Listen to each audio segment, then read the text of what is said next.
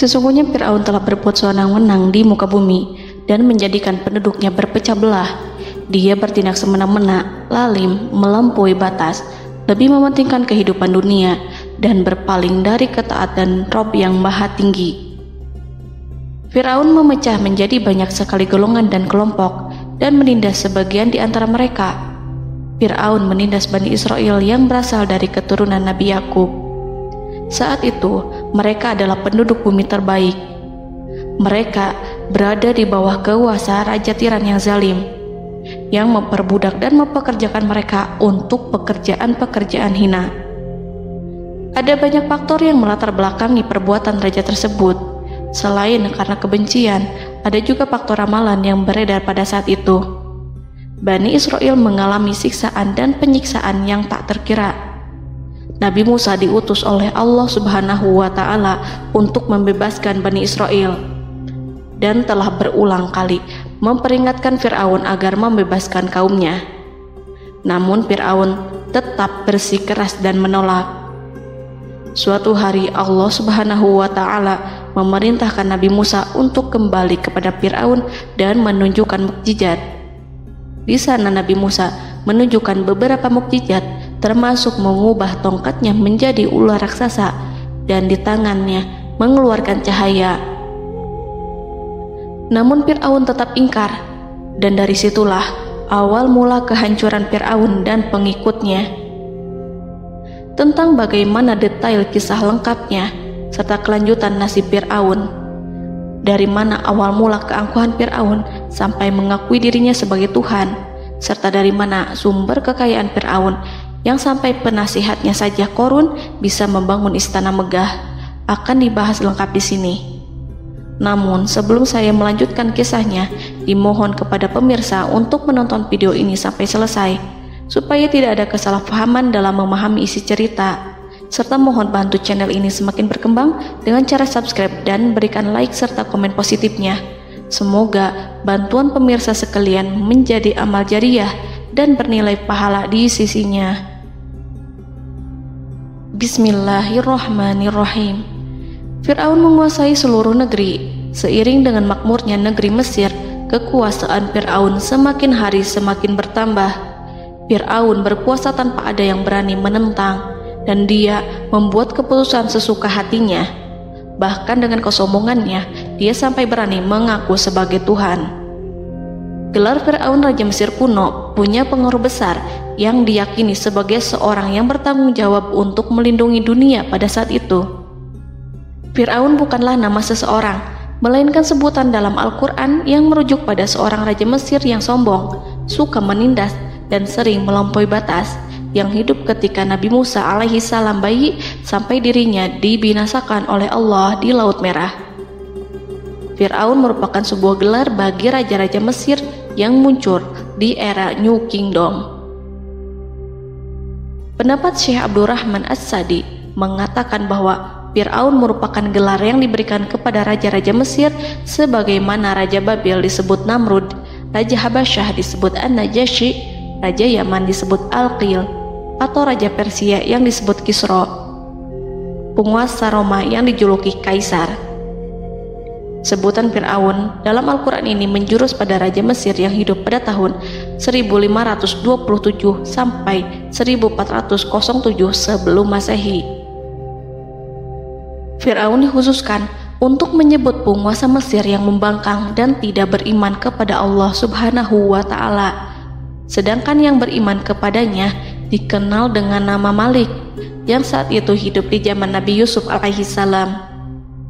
Sebagian ahli sejarah mengatakan bahwa penguasa Mesir pada masa Nabi Yusuf disebut Al-Malik atau Raja, tidak disebut Fir'aun, karena kedua penguasa ini berbeda asal daerahnya. Penguasa Mesir pada masa Nabi Yusuf berasal dari Mesir pesisir, sehingga mudah untuk menerima perubahan. Sedangkan Fir'aun pada masa Nabi Musa berasal dari pedalaman Mesir yang mempunyai watak dan karakter keras serta kolot, dan tidak mudah menerima orang-orang di luar kalangan mereka.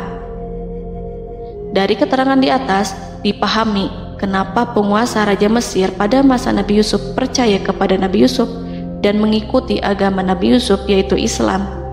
kemudian diikuti oleh rakyatnya. Sebagian ahli sejarah menyamakan Fir'aun dengan Mas'ab ibnu Royan. Ada pula yang menyatakan bahwa Fir'aun anaknya Walid ibnu Mas'ab ibnu Royan dari salah satu kaum Ad. Para Fir'aun Mesir kuno memperoleh kekayaan dan membangun kerajaan mereka yang megah melalui berbagai sumber. Beberapa sumber utama kekayaan dan pembangunan kerajaan Fir'aun adalah sumber daya alam. Mesir kuno diberkati dengan sumber daya alam yang melimpah, termasuk emas, tembaga, dan batu mulia yang ditambang dari wilayah gurun dan lembah. Sungai Nil juga menyediakan tanah yang subur untuk pertanian yang menjadi dasar ekonomi Mesir kuno. Air yang sangat penting ini memungkinkan kota-kota tumbuh di tengah gurun. Lonjakan air dan nutrisi itu mengubah lembah Nil menjadi tanah pertanian yang produktif. Menurut Organisasi Pangan dan Pertanian PBB, petani Mesir kuno adalah salah satu kelompok pertama yang melakukan pertanian dalam skala besar, menanam tanaman makanan seperti gandum, serta tanaman industri seperti rami untuk membuat pakaian. Sungai Nil mengalir ke utara sejauh 4.160 mil dari timur tengah Afrika ke Laut Tengah, yang memberikan Mesir kuno tanah subur dan air untuk irigasi. Untuk memaksimalkan pemanfaatan air Sungai Nil, petani Mesir kuno mengembangkan sistem irigasi cekungan. Mereka membangun jaringan tanggul berbahan tanah untuk membentuk cekungan.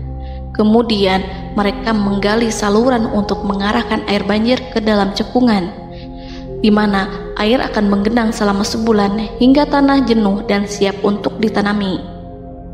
Selain itu, Sungai Nil dapat dimanfaatkan untuk mengangkut material proyek-proyek konstruksi. Untuk mendapatkan manfaat dari Sungai Nil, orang yang tinggal di tepi sungainya harus mencari cara mengatasi banjir tahunan sungai ini. Untuk memprediksi apakah mereka akan menghadapi banjir yang bisa mengakibatkan panen buruk, orang Mesir kuno membangun nilometer atau pilar batu dengan tanda menunjukkan tingkat air. Mereka mengembangkan keterampilan dan teknologi baru dari pertanian hingga pembuatan perahu dan kapal.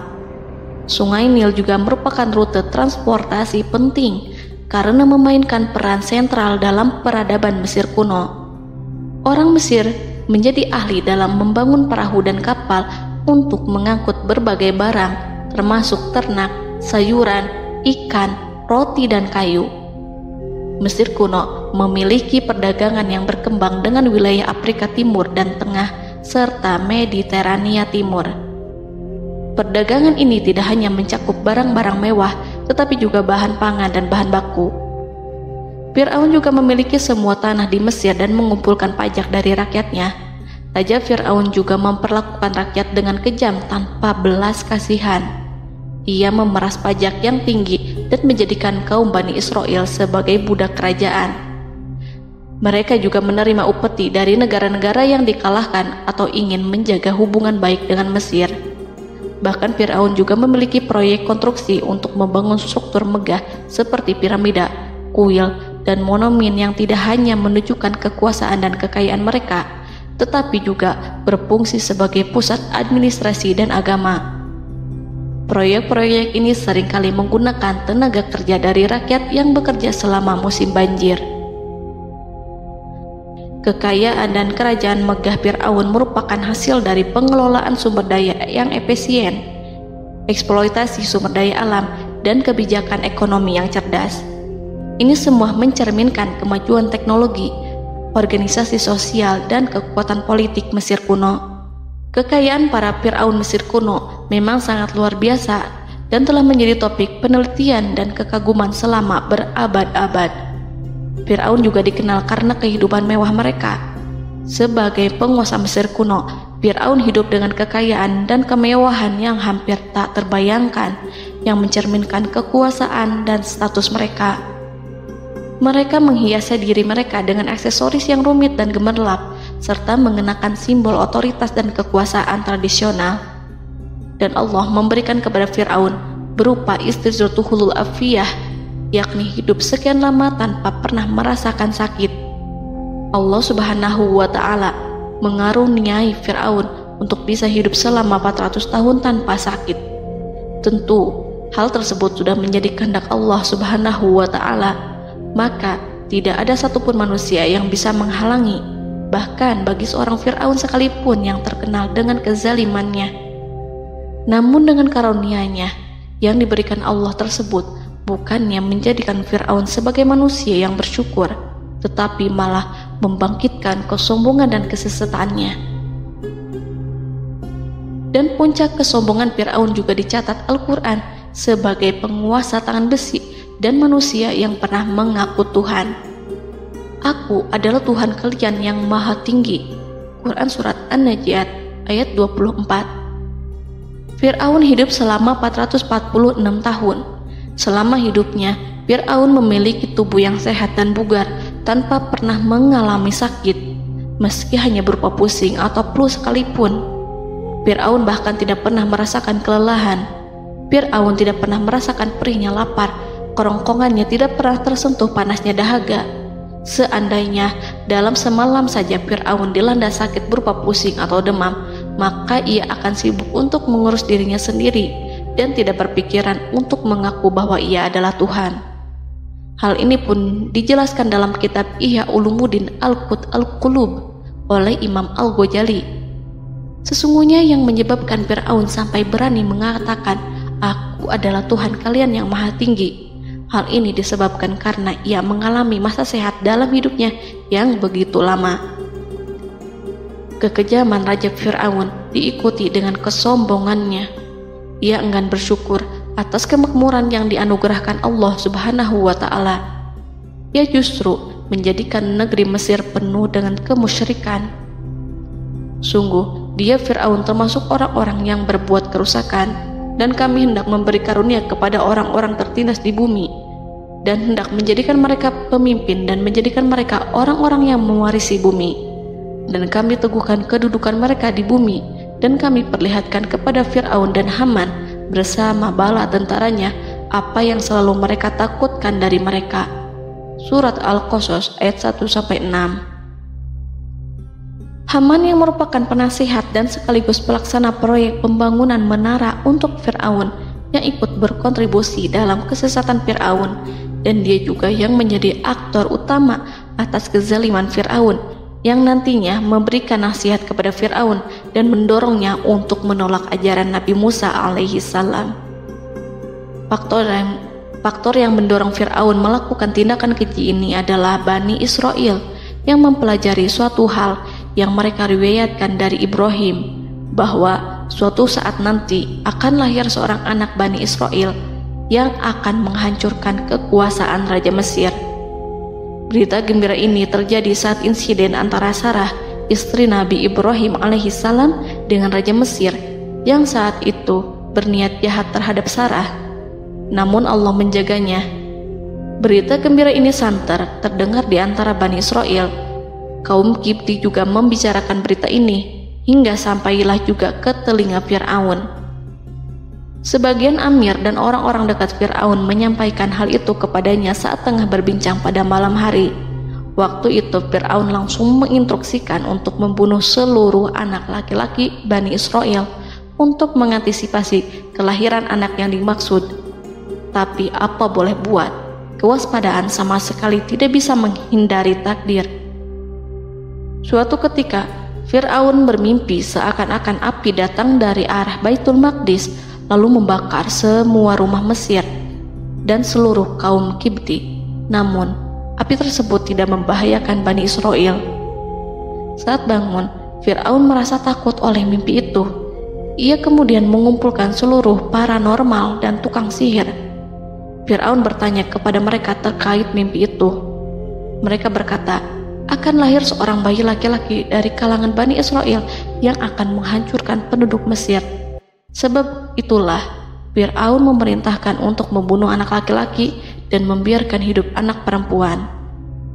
Fir'aun sangat mewaspadai agar Musa tidak lahir, hingga menunjuk sejumlah laki-laki dan dukun beranak berpatroli memeriksa para wanita hamil dan mendata waktu kelahiran mereka. Jika ada yang melahirkan anak laki-laki, si bayi langsung disembelih oleh para algojo seketika itu juga. Allah berfirman, kami mengilhamkan kepada ibu Musa, susuilah dia Musa, jika engkau khawatir atas keselamatannya, hanyutkanlah dia ke sungai Nil dalam sebuah peti yang mengapung. Janganlah engkau takut dan janganlah pula bersedih. Sesungguhnya kami pastikan mengembalikan kepadamu dan menjadikan sebagai salah seorang rasul. Surat Al-Qasas ayat 7. Pada saat itu, ibu Musa yang bernama Ayarika, ada juga yang menyebut Ayah Zakat, merasakan kesedihan yang amat dalam dan sudah mengantisipasi sejak pertama kali mengandung Musa. Kehamilannya ini memang tidak terlihat.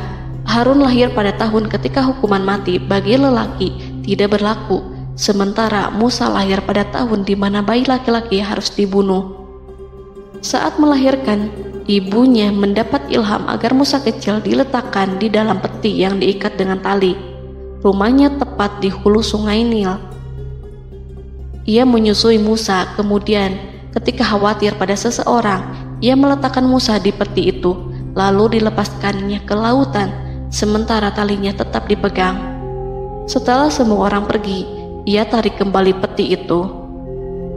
Namun suatu hari, ibu Musa melepaskan peti itu, tetapi dia lupa tidak mengikatnya dengan tali, sehingga peti berisi Musa kecil itu hanyut bersama aliran sungai Nil hingga melintas tepat di depan istana Fir'aun.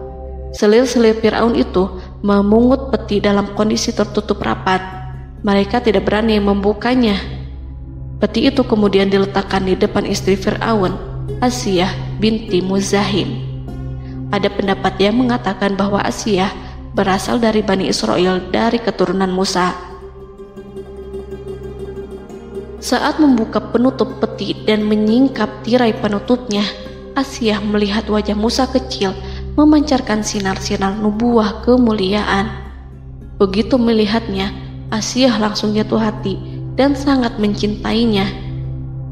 Saat Fir'aun tiba, ia berseru, "Apa ini?" Kemudian ia memerintahkan untuk menyembelihnya, tetapi sang istri meminta agar bayi tersebut diberikan kepadanya. Sang istri berkata, "Dia adalah penyejuk mata hati bagiku dan bagimu." Fir'aun menimpali, "Iya, bagimu, tapi bagiku tidak. Aku tidak memerlukan bayi itu." Petaka memang selaras dengan tutur kata. Kata-kata istri Fir'aun, mudah-mudahan dia bermanfaat kepada kita. Allah memberikan manfaat yang ia harapkan. Di dunia, Allah memberikan hidayah padanya melalui sosok Musa, dan di akhirat, Allah menempatkan dia di surganya karena Musa. Atau kita ambil dia menjadi anak. Keduanya pun mengadopsi Musa karena mereka berdua tidak punya anak. Perkataan Asiyah ini diabadikan dalam Al-Quran surat Al-Qasas ayat 9. Dan berkatalah istri Fir'aun, "Ia adalah penyejuk mata hati bagiku dan bagimu. Janganlah kamu membunuhnya. Mudah-mudahan ia bermanfaat kepada kita atau kita ambil ia menjadi anak." Sedangkan mereka tidak menyadari. Dalam ayat ini Allah Subhanahu wa Ta'ala berfirman yang artinya, sedangkan mereka tidak menyadarinya. Ibnu Katsir menjelaskan maksud dari ayat ini, mereka tidak mengetahui apa yang dikehendaki Allah, bahwa di tangan anak itulah terjadinya kehancuran masa depan Fir'aun dan bala tentaranya. Mereka tidak mengetahui hukuman besar Allah yang dikehendaki terhadap Fir'aun dan pasukannya. Mereka tidak tahu bahwa Allah menakdirkan mereka untuk memungutnya. Saat Musa tinggal di kediaman Fir'aun, pihak keluarga ingin menyusuinya. Namun Musa tidak mau menerima susu wanita manapun. Ia juga tidak mau makan, hingga mereka dibuat bingung karenanya. Mereka berusaha sebisanya untuk memberi Musa makan, namun Musa tidak mau. Seperti yang Allah sampaikan dalam surat Al-Qasas ayat 12. Dan kami cegah dia Musa menyusu kepada perempuan-perempuan yang menyusuinya sebelum itu. Mereka kemudian mengirim Musa bersama para dukun beranak dan sejumlah wanita ke pasar. Mungkin Musa mau menyusu pada seorang wanita di sana. Saat semua orang berdiri di hadapan Musa, saudari Musa melihatnya. Ia tak memperlihatkan sikap seakan-akan mengenal bayi yang sebenarnya adalah adiknya. Mereka kemudian pergi bersama saudari Musa itu ke kediaman Musa. Musa kecil kemudian digendong ibunya untuk menyusui bayi itu. Bayi yang tidak lain adalah anaknya sendiri, langsung menyusu dengan lahap. Melihat hal itu, mereka merasa sangat puas dan gembira. Mereka pun melaporkan peristiwa yang sangat menggembirakan itu kepada Asia. Asia meminta agar perempuan yang tidak lain adalah ibunya Musa itu untuk menetap bersamanya dan memohon kebaikan serta kesediaannya. Namun, perempuan itu menolaknya seraya berkata, "Sesungguhnya aku mempunyai suami dan anak-anak yang tidak bisa aku tinggalkan. Akan tetapi, aku siap melakukan jika bayi itu dibawa kepadaku ke rumahku." Akhirnya Asia mengutus ajudan kerajaan untuk menyerahkan bayi itu kepada ibunya Musa untuk disusui secara rutin.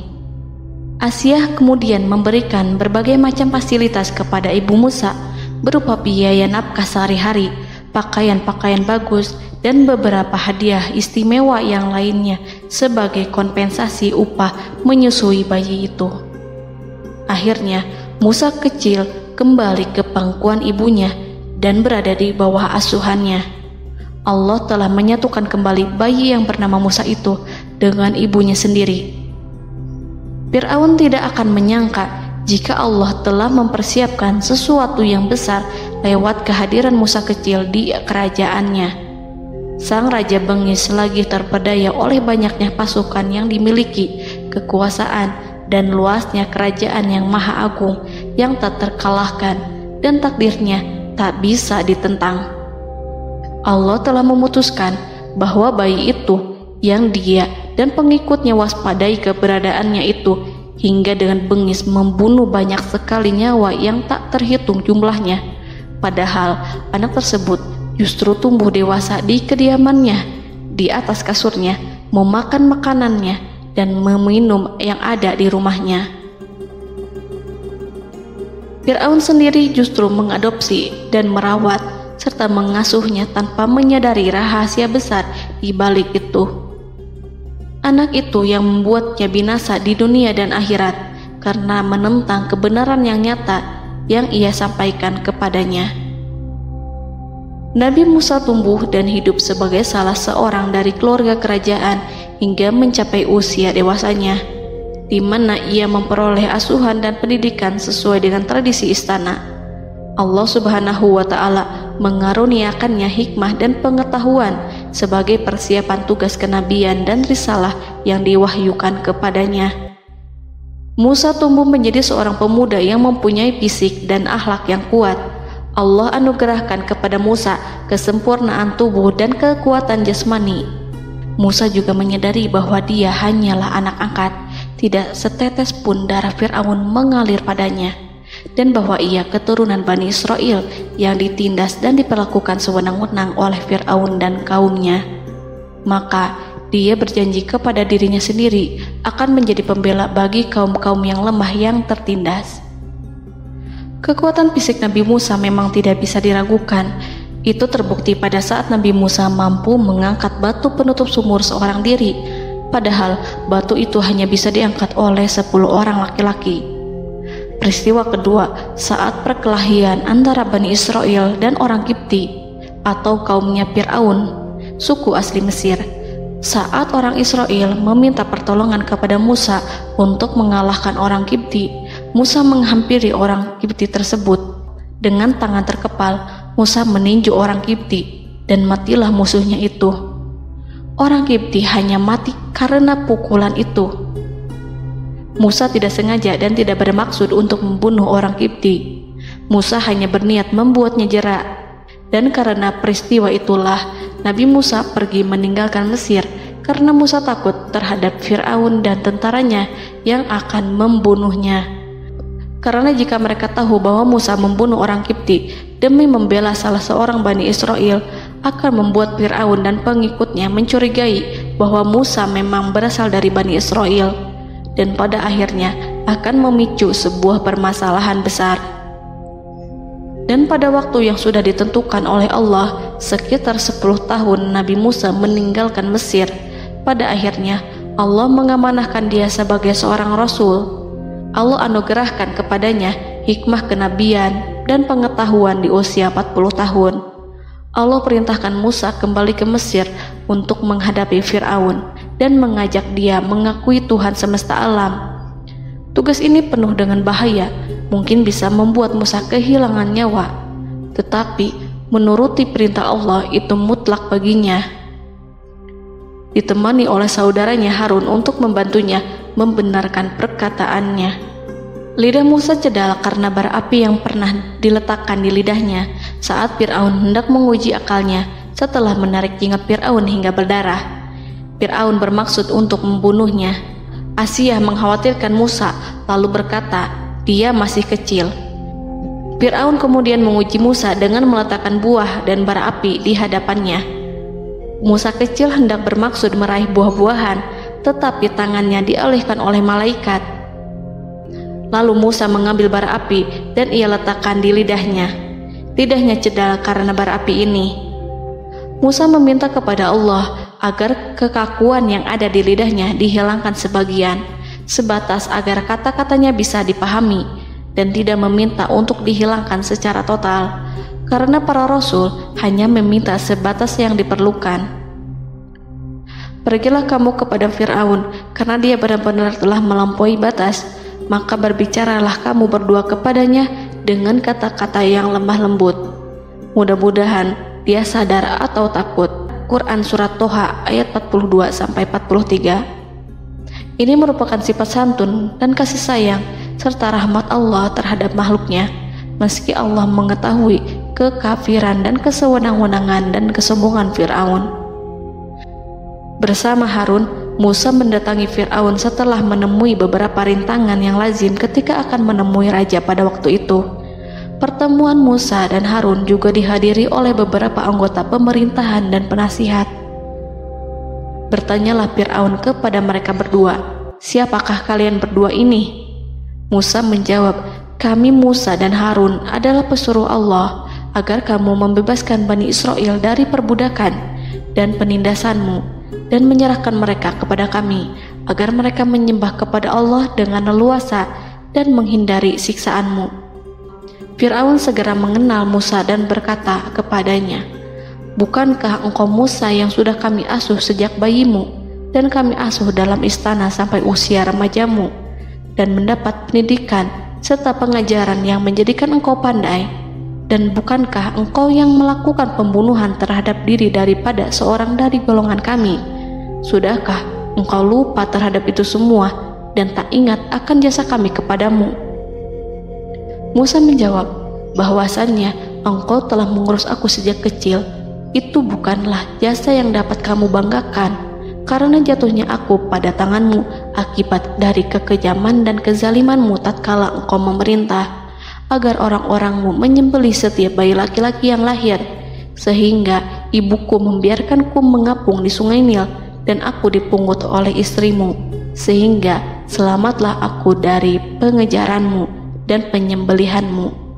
Dan kebaikan yang engkau sebutkan itu sebanding dengan perlakuanmu terhadap sebuah suku bangsa besar, yaitu Bani Israel secara keseluruhan, karena engkau telah menindas dan menjadikan mereka budak-budak untuk melayanimu. Dan mengenai pembunuhan itu merupakan kehilafanku, lalu aku lari darimu karena aku takut kepadamu. Namun peristiwa itu merupakan rahmat dan hikmah yang terselubung bagiku, sebab dalam perantauanku setelah aku melarikan diri dari negerimu ini, Allah Subhanahu wa Ta'ala mengaruniakanku dengan hikmah ilmu dan mengutus aku sebagai rasul. Maka dalam rangka tugasku sebagai rasul, datanglah aku kepadamu atas perintah Allah untuk mengajak engkau dan kaummu untuk menyembah Allah dan meninggalkan kezaliman serta penindasanmu terhadap Bani Israel yang kau pekerjakan dan perbudak mereka untuk melakukan pekerjaan dan melayanimu. Fir'aun bertanya, siapakah Tuhan yang engkau sebut-sebut itu, hai Musa? Adakah Tuhan di atas bumi ini selain aku yang patut disembah dan dipuja? Musa menjawab, ya, yaitu Tuhanmu dan Tuhan nenek moyangmu, serta Tuhan alam semesta. Fir'aun bertanya, siapakah Tuhan alam semesta itu? Musa menjawab, ialah Tuhan langit dan bumi, dan segala yang ada di langit dan di bumi. Berkatalah Fir'aun kepada para penasehatnya dan para pembesarnya, sesungguhnya Rasul yang diutus kepada kamu ini adalah seorang yang gila. Kemudian ia balik bertanya kepada Harun dan Musa, siapakah Tuhan kamu berdua? Akulah Tuhanmu yang paling tinggi. Surat An-Najiat ayat 23-24. Dan Fir'aun berkata, wahai para pembesar kaumku, aku tidak mengetahui ada Tuhan bagimu selain aku. Quran Surat Al-Qasas ayat 38. Fir'aun menentang, padahal ia tahu bahwa ia adalah hamba yang diatur, dan Allah lah yang menciptakan dan memberi bentuk rupa. Dan mereka mengingkarinya karena kezaliman dan kesombongannya, padahal hati mereka meyakini kebenarannya. Maka perhatikanlah bagaimana kesudahan orang-orang yang berbuat kerusakan. Quran Surat An-Naml ayat 14. Fir'aun beralih memakai kekuasaan dan wibawa yang ia miliki. Fir'aun berkata, jika engkau menyembah Tuhan selain aku akan memasukkanmu ke dalam penjara. Musa berkata, apakah engkau akan melakukan itu sekalipun aku tunjukkan kepadamu suatu bukti yang nyata? Fir'aun menjawab, tunjukkanlah sesuatu yang nyata itu. Maka Musa melemparkan tongkatnya. Tiba-tiba tongkat itu menjadi ular besar, dan Musa mengeluarkan tangan dari dalam bajunya. Tiba-tiba tangan itu menjadi putih bercahaya. Saking ketakutannya hingga membuat Fir'aun terkena diare. Dalam sehari lebih dari 40 kali buang air. Namun Fir'aun sebagai raja yang mengaku Tuhan tentu tidak akan begitu saja menyerah kepada Musa, walaupun telah diperlihatkan 2 mukjizat. Bahkan Fir'aun berkata kepada kaumnya yang dikhawatirkan terpengaruh oleh mukjizat Musa, bahwa apa yang dilakukan Musa merupakan sihir, dan Musa Harun adalah ahli sihir yang datang dengan maksud menguasai Mesir. Salah satu penasehatnya, yaitu Haman, mengusulkan agar mengumpulkan semua ahli sihir dari berbagai penjuru kerajaan untuk bertanding mematahkan sihir Musa, yang tanpa pikir panjang Fir'aun setujui. Fir'aun pun berkata kepada Musa, apa yang kau bawa ini adalah sihir. Kami akan melawanmu dengan sihir yang sama. Fir'aun pun kemudian meminta Musa untuk bertemu pada waktu dan tempat yang disepakati, dan langsung disetujui Nabi Musa tanpa ragu sedikit pun. Inilah salah satu tujuan terbesar Musa untuk memperlihatkan ayat-ayat hujah dan bukti-bukti nyata Allah di hadapan halayak ramai. Dengan berbekal pertolongan Allah, Musa yakin akan menang melawan para ahli sihir itu. Maka pada waktu yang sudah ditetapkan, yakni pada permulaan hari, saat cahaya matahari mulai terik menyengat, sehingga kebenaran akan terlihat terlebih jelas dan nyata, orang-orang berbondong-bondong menuju tempat yang sudah ditentukan untuk melihat pertandingan sihir yang sudah dihadiri ribuan tukang sihir. Menurut Muhammad bin Ka'ab, mereka berjumlah 80.000 ahli sihir. Mereka sudah dijanjikan hadiah dan uang yang besar jika berhasil mengalahkan Musa. Para penyihir istana berkata, wahai Musa, apakah engkau yang mau lebih dahulu ataukah kami? Musa menjawab, silahkan kalian lebih dahulu. Maka ketika tali-tali dan tongkat-tongkat ahli sihir dilemparkan, tiba-tiba berubah menjadi seakan-akan ia merayap cepat karena sihir mereka. Ada rasa takut yang menyelimuti hati Musa, takut jika orang-orang terkena fitnah sihir dan tipu daya mereka. Namun Allah langsung menguatkan Musa dan berkata, yang diabadikan dalam Quran Surat Toha ayat 65-69. Janganlah engkau takut, sungguh engkaulah yang unggul, dan lemparkanlah apa yang ada di tangan kananmu, niscaya ia akan membuat. Apa yang mereka buat itu hanyalah tipu daya tukang sihir belaka, dan tidak akan menang tukang sihir itu dari manapun ia datang. Saat Musa melemparkan tongkat, tongkat itu berubah menjadi ular besar yang memiliki kaki, berleher besar, dan bentuk yang menakutkan, hingga semua orang lari dan menjauh. Ular itu kemudian menelan tali-tali para tukang sihir dengan satu persatu dengan gerakan super cepat. Semua orang melihatnya dengan penuh keheranan, sementara para tukang sihir mereka tercengang dan bingung kala melihatnya. Mereka melihat sesuatu yang sama sekali tidak pernah terlintas di benaknya dan juga berada di luar bidang yang mereka kuasai. Saat itulah mereka tahu pasti bahwa yang mereka lihat itu bukanlah sihir, sulap, khayalan ilusi ataupun kebohongan semata, tetapi sebuah kebenaran yang hanya bisa dilakukan oleh Yang Maha Benar, yang mengutus mukjizat tersebut dengan benar. Allah menyingkap tabir kelalaian dari hati mereka, menyinarinya dengan petunjuk yang Ia ciptakan dan menyingkirkan gumpalan keras di hatinya. Mereka segera bertaubat dan tunduk sujud kepadanya. Dengan lantang mereka mengatakan kepada semua yang hadir tanpa memperdulikan hukuman ataupun siksaan apapun, "Kami beriman kepada Rob seluruh alam, yaitu Tuhannya Musa dan Harun." Fir'aun yang congkak dan sombong tentu sangat marah dengan apa yang disaksikannya itu. Ketika melihat ahli-ahli sihirnya begitu cepat menyerah dan mengakui kekalahan kepada Musa, bahkan menyatakan beriman kepada Tuhan Musa dan Harun.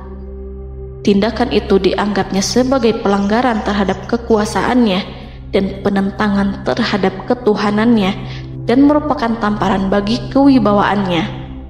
Fir'aun berkata kepada mereka, "Apakah kalian telah beriman kepada Musa sebelum aku memberi izin? Kenapa kalian tidak terlebih dahulu bermusyawarah kepadaku sebelum melakukan tindakan keji di hadapan rakyatku ini?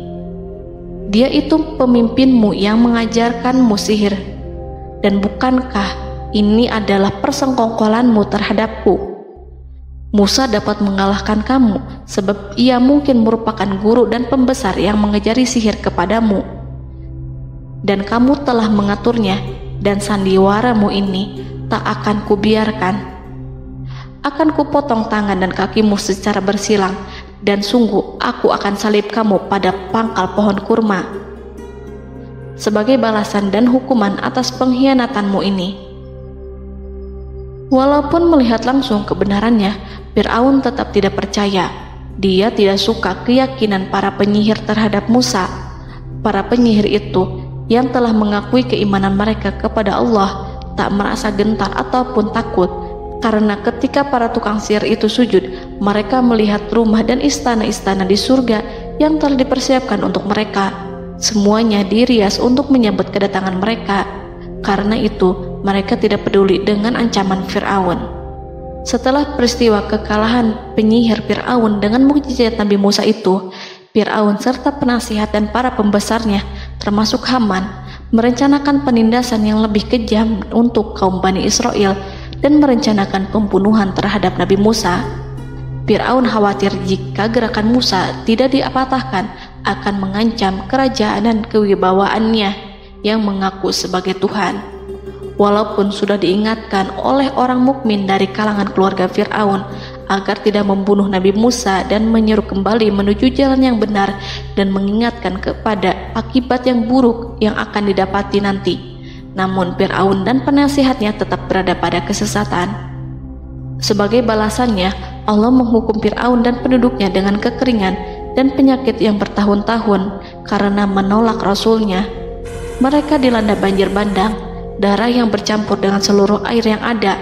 Setiap kali mereka akan mengambil air, baik air sumur ataupun air sungai Nil, pasti akan berubah menjadi darah segar. Serbuan belalang pun tidak bisa mereka hindari. Belalang menghinggapi tanaman hingga tak menyisakan satupun buah, daun ataupun rumput. Serangan hama dan wabah katak juga mengerumuni mereka hingga berjatuhan di makanan, wadah-wadah, sampai-sampai ketika ada yang membuka mulut untuk makan ataupun minum, pasti ada katak yang jatuh di situ. Semua hukuman itu hanya menimpa Fir'aun dan pengikutnya, sama sekali tidak menimpa Nabi Musa dan Bani Israel. Namun mereka tidak belajar ataupun berubah, mereka tetap saja kafir dan hanyut dalam kejahatan. Setiap kali Allah timpakan hukuman kepada Fir'aun dan pengikutnya, mereka bersumpah dan berjanji kepada Musa untuk beriman. Namun ketika hukuman itu dihilangkan, mereka ingkar janji berpaling dan kembali kepada keburukan seperti sedia kala. Dari semua penderitaan ini, Allah perintahkan Musa membawa pengikutnya keluar dari Mesir, memulai perjalanan berbahaya antara hidup dan mati. Setelah mengetahui keberangkatan Nabi Musa dan Bani Israel, Fir'aun bersama tentaranya bergerak untuk membantai mereka. Dengan pasukan besar yang berjumlah lebih dari 1.600.000 personil, ditambah 100.000 ekor kuda berwarna hitam legam, Fir'aun berhasil mengejar rombongan Nabi Musa yang saat itu berjumlah 600.000 prajurit di pantai Laut Merah saat matahari terbit. Pasukan Fir'aun mengepung mereka dari semua arah. Di belakang mereka ada tentara Fir'aun yang kejam, sementara di hadapan mereka Laut Merah yang membentang luas. Kala situasi kian genting dan Fir'aun beserta seluruh pasukannya mendekat dengan kesungguhan hati, diperkuat dan persenjataan, juga dengan amarah dan kedengkian, penglihatan tidak menetap mengarah ke suatu tujuan, dan hati naik menyesak sampai ke tenggorokan. Saat itulah Yang Maha Penyantun lagi kuasa, Rob Arsy yang mulia, mewahyukan kepada Musa, "Pukullah laut itu dengan tongkatmu." Maka tatkala Musa memukulkan tongkatnya ke lautan, laut itu pun terbelah. Air lautan berdiri tegak laksana gunung yang terbelah oleh kuasa yang maha agung, yang bersumber dari zat yang mengatakan kepada sesuatu, "Jadilah," maka jadilah sesuatu itu. Allah memerintahkan angin barat untuk menyapu kerikil-kerikil hitam lautan, hingga dasar lautan berubah menjadi tanah yang kering, yang tidak melekat pada kaki-kaki kuda dan hewan. Allah memerintahkan Musa untuk melintas bersama kaumnya. Mereka segera turun melintas dengan senang. Mereka menyaksikan sebuah hal yang membuat mata tercengang dan memberikan petunjuk pada hati orang-orang yang mukmin. Setelah Musa bersama kaumnya melintas secara keseluruhan dan keluar dari lautan, saat itulah pasukan garis depan Fir'aun baru masuk. Saat itu Musa bermaksud memukulkan tongkat ke lautan agar kondisi laut kembali seperti sedia kala, agar Fir'aun dan pasukannya tidak bisa mengejar. Tapi Allah yang Maha Kuasa dan pemilik keluhuran memerintahkan agar lautan tetap dibiarkan seperti itu, seperti yang ia firmankan. Saat Musa membiarkan lautan dalam kondisi terbelah dan Fir'aun tiba di tepi pantai, ia melihat sesuatu yang dahsyat. Kondisi ini membuatnya tercengang, dan ia tahu betul bahwa apa yang dilihatnya adalah pekerjaan Rob Arsy yang mulia, seperti halnya mukjizat lain yang pernah ia lihat sebelumnya. Fir'aun berhenti dan tidak maju.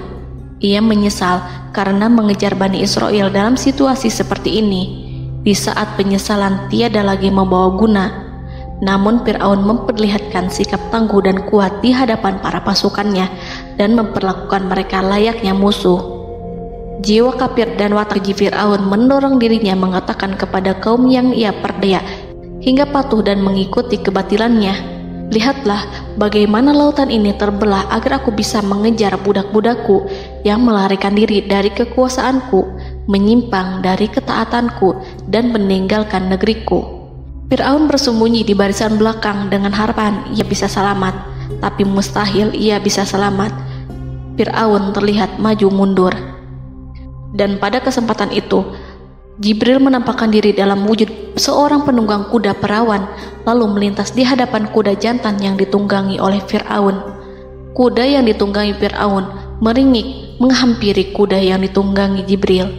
Fir'aun kemudian masuk ke dalam lautan hingga mendahului kuda dengan tangkas dan cepat. Fir'aun tidak menghindari mara bahaya dari dirinya ataupun mendatangkan manfaat.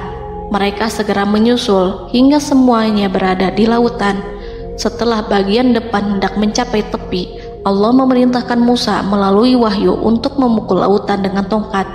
Musa memukul lautan dengan tongkat. Lautan kembali menyatu seperti sedia kala dan menenggelamkan mereka semua. Tak seorang pun yang selamat.